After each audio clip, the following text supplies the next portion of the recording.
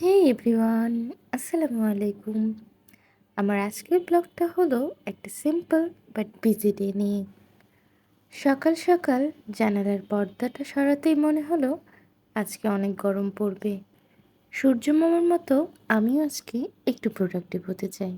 অনেক দিন হয়ে গেল চুলের কোনো যত্ন নেওয়া হচ্ছে না, তাই আজকে একটা ছোট্ট হেয়ার কেয়ার মেশিন স্টার্ট করলাম। হেয়ার প্যাকটা বানিয়ে কিছুক্ষণ রেখে দিতে হবে। তারপর আমি এই যে আমার এতগুলো জামাকাপড় ভিজিয়ে রাখলাম। হেয়ার প্যাক লাগাতে লাগাতে মনে পড়লো আমার আরো অনেক বড় কাজ বাকি আছে। তাড়াতাড়ি করে চাল ধুয়ে ভাত রান্না উঠিয়ে দিলাম। এরপর ভিজানো জামাকাপড়গুলো ধুয়ে ছাদে গিয়ে মেলে আসলাম।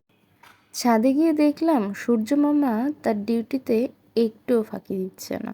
তারপর একটু রান্না করে নিলাম। রান্না শেষেই আমি চলে গেলাম একটা ফ্রেশ শাওয়ার নিতে। শাওয়ার শেষ করে এসে আমি আমার খাবারটা খেয়ে নিলাম।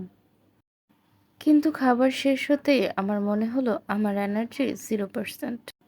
তাই ভাবলাম একটু শুয়ে রেস্ট নেই। ঘুম থেকে উঠে মাথা প্রচণ্ড ব্যথা করছিল।